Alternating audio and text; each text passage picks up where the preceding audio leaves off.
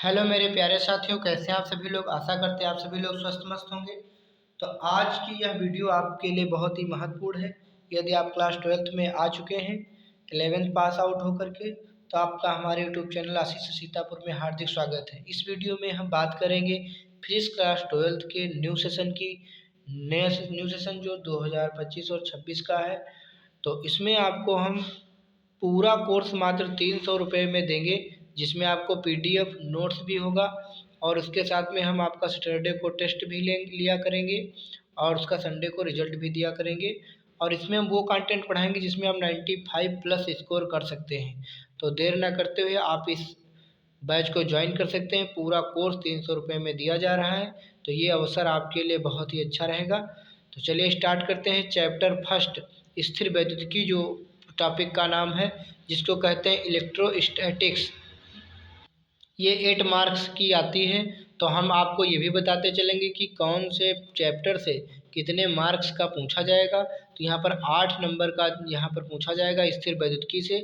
और उसमें कौन कौन से टॉपिक आपको पढ़ने हैं, जैसे कि आजकल यूट्यूब पे सब लोग डाल रहे हैं, तो वहाँ पर से लड़का जो है सारी चीज़ें पढ़ ले रहा है और उसमें से परीक्षा जब देता है तो एग्ज़ाम में वो क्वेश्चन नहीं फंसते हैं। तो वो कहता है कि पेपर टफ आ गया, हर बार कहता है फिजिक्स का पेपर टफ आ गया। लेकिन नहीं, यदि आप हमसे पढ़ेंगे तो मेरी जिम्मेदारी पूरी रहेगी और मैं वो टॉपिक केवल कराऊंगा जो आपको परीक्षा में देखने को ही मिलेगा। तो यदि आप पढ़ते हैं हमसे तो आपको बहुत ही लाभ मिलेगा। चलिए हम स्टार्ट करते हैं देर ना करते हुए। सबसे पहला टॉपिक आपके उसमें दिया हुआ है कि वैद्युत आवेश। अब देखिए, वैद्युत आवेश यानी इलेक्ट्रिक चार्ज, तो इसका ज्ञान तो होना ही आवश्यक है। आपको साथ में ये पीडीएफ भी मिल जाएगी। किसी वस्तु में या किसी चालक में उपस्थित इलेक्ट्रॉनों की संख्या को वैद्युत आवेश कहते हैं। देखिए यहाँ पर जो इलेक्ट्रॉन क्या होता है, इलेक्ट्रॉन का मतलब होता है कितने उसमें चार्जिंग है।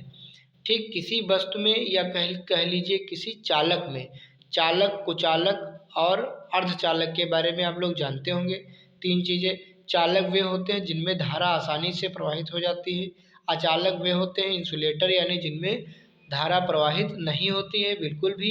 और अर्धचालक सेमीकंडक्टर वे होते हैं जिनमें कुछ कुछ धारा प्रवाहित हो जाती है, जैसे जर्मेनियम, सिलिकॉन, आर्सेनिक, इस तरीके से। तो किसी चालक में उपस्थित इलेक्ट्रॉनों की संख्या को विद्युत आवेश कहते हैं, यानी उसमें कितने इलेक्ट्रॉन उपस्थित हैं किसी वस्तु में, उसी इलेक्ट्रॉनों की संख्या को हम लोग कहते हैं विद्युत आवेश। जो विद्युत आवेश होता है यह एक अदिश राशि होती है और इसको हम लोग स्मॉल क्यू से व्यक्त करते हैं, ध्यान रखेंगे। और इसका मात्रक कूलाम होता है। इसका मात्रक क्या होता है, तो इसका मात्रक कूलाम होता है। अब इसको हम लोग क्यू से रिप्रेजेंट करते हैं और क्यू इक्वल टू फार्मूला होता है एन ई। ये फार्मूला जो है एक वैज्ञानिक थे मिलिकॉन, उन्होंने ही इस सूत्र को दिया था। आप इसका जब क्वांटीकरण पढ़ाएंगे, क्वांटाइजेशन ऑफ चार्ज, वहाँ से ये फार्मूला निकला था कि किसी वस्तु पर अगर आवेश होगा तो या तो 1 इलेक्ट्रॉन होगा या 2 इलेक्ट्रॉन होंगे या 10 होंगे प्लस माइनस में, लेकिन पूर्ण रूप में होंगे। तो वहीं से आता है क्यू बराबर यानी फार्मूला। तो वो भी हम आगे बात करेंगे। तो ये छोटी सी परिभाषा आप लोग याद कर लीजिएगा। जहाँ क्यू किसको कहते हैं, क्यू कहते हैं आवेश की मात्रा को, यानी क्वांटिटी ऑफ चार्ज। और ई कहते हैं इलेक्ट्रॉन। इलेक्ट्रॉन का मान भी मिलिकॉन वैज्ञानिक ने ही ज्ञात किया था सन 1911 ईस्वी में। तो इस पर होता है 1.6 इंटू 10⁻⁻19 कूलम, और ये इलेक्ट्रॉन पर चार्ज होता है माइनस का। और यन क्या है, जहाँ पर यन है चालक में इलेक्ट्रॉनों की संख्या। अब देखिए, जब कांच की छड़ को रेशम से रगड़ा गया, जब कांच की छड़ को काहे से रगड़ा गया, रेशम से रगड़ने पर कांच की छड़ कैसी हो गई, पॉजिटिवली चार्ज हो गई। और रेशम यानी सिल्क की जो छड़ थी, रॉड थी, वो नेगेटिवली चार्ज हो गई जब कांच की छड़ को रेशम से रगड़ा गया। साथियों ध्यान देंगे यहाँ पर एग्जाम्पल पर, जब कांच की एक छड़ ली गई और कांच की छड़ को काहे से रगड़ दिया गया, मान लेते हैं ये कांच की छड़ थी और रेशम, ये रेशम हो गया। तो इसको जब रगड़ा गया तो कांच पर से इलेक्ट्रॉन कहाँ चले गए, रेशम पे। जितने इलेक्ट्रॉन चले गए, मान लो 3 इलेक्ट्रॉन गए, तो रेशम पर 3 माइनस में चार्ज हो गया और उतना ही जितने इसमें से इलेक्ट्रॉन चले गए उतना इस पे पॉजिटिवली प्लस का चार्ज हो गया।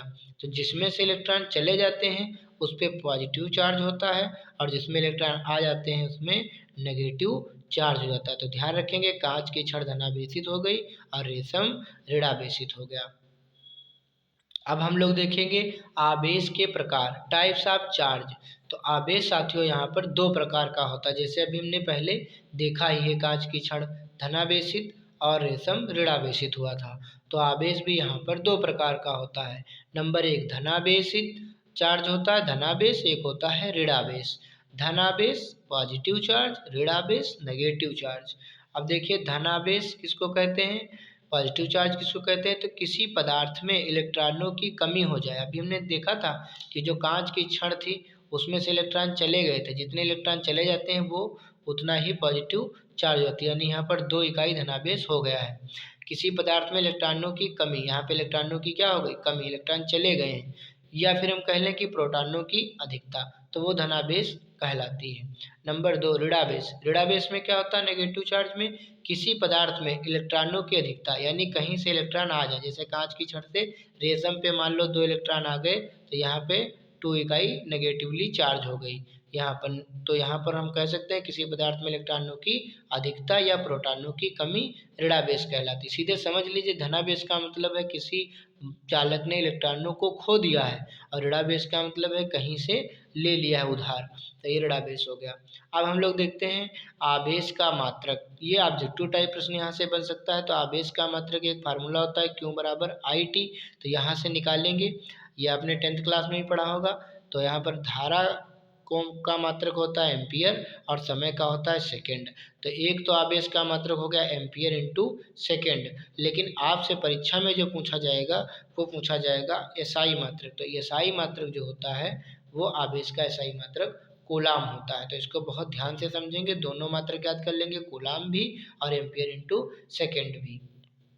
चलिए अब यहाँ पर देखेंगे कुछ, ये जब न्यूमेरिकल लगाएंगे तो यहाँ पर इन वैल्यूज की ज़रूरत पड़ेगी। जैसे कि आपको सीधे सीधे कूलाम में नहीं दिया होगा, तो आपको दिया होगा माइक्रो कूलाम में। तो जब माइक्रो कूलाम में दिया होगा तो हमको उसे कूलाम में बदलना पड़ेगा, तभी सवाल हमारा लगेगा। तो याद कर लेंगे इस वैल्यू को, एक माइक्रो कूलाम या इसको म्यूसी कह सकते हो, एक माइक्रो कूलाम में 10⁻⁻6 कूलाम होते हैं। एक नैनो में 1 नैनो कूलाम में 10⁻⁻9 कूलाम होते हैं, और एक पिको कूलाम में 10⁻⁻12 कूलाम होते हैं। तो इस वैल्यूज को भी आप लोग याद कर लेंगे। साथ में ऑब्जेक्टिव टाइप प्रश्न यहाँ से बन सकता है कि एक सीजीएस पद्धति में जो होता है आवेश का मात्रक क्या होता है। सीजीएस पद्धति में आवेश का मात्रक स्टेट कूलाम या ईएसयू या फ्रैंकलिन होता है।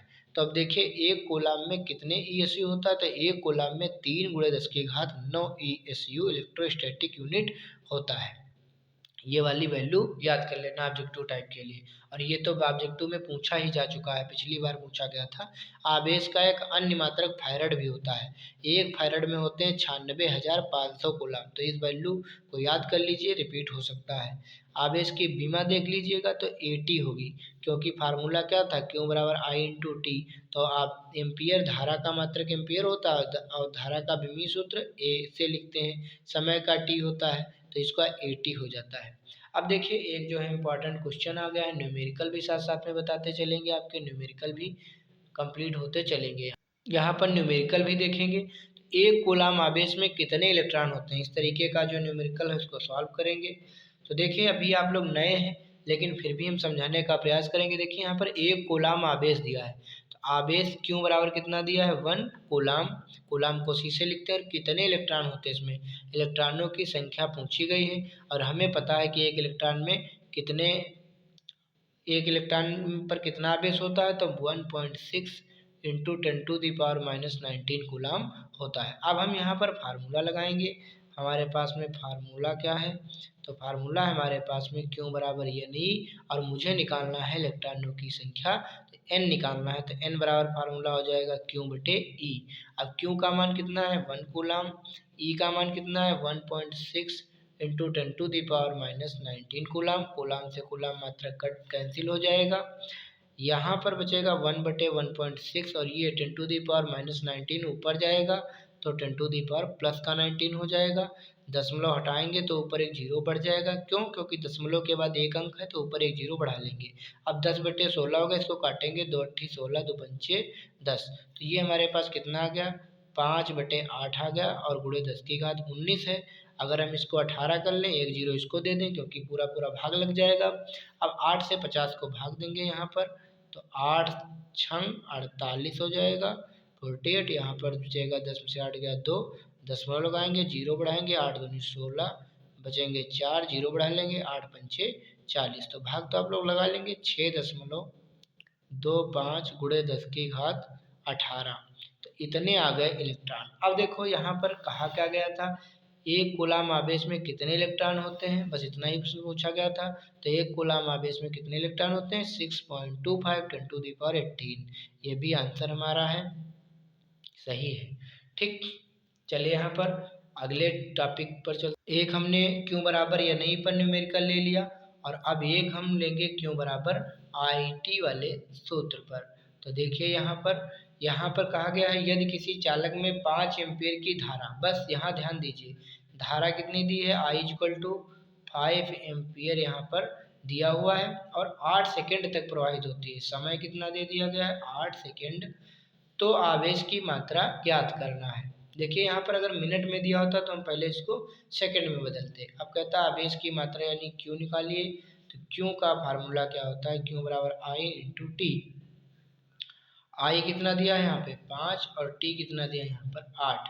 तो बस वैल्यू रख लेंगे, 8 पंचे कितना हो गया 40। तो आवेश कितना आ गया 40 ampere into second, 40 ampere into second कह लेंगे, या यहाँ पर हम लोग 40 कूलाम भी इसको बोल सकते हैं। तो हमारे दो तरीके के हमने आपको सवाल भी बता दिए। और अभी यह वीडियो डेमो वीडियो है, चूँकि इसलिए साथियों यहाँ पर यह वीडियो डेमो वीडियो है, इसलिए आज की क्लास यही रखेंगे। डेमो वीडियो अभी 2-3 दिन मिलेंगे आपको, उसके बाद में फिर आप उन्हीं बच्चों को ये वीडियो मिल पाएंगे जो 300 रुपये खर्च करेंगे चैनल पे, उनको मिल पाएंगे। बाकी लोग हमारा कंटेंट पिछला पड़ा है वो देख सकते हैं। धन्यवाद।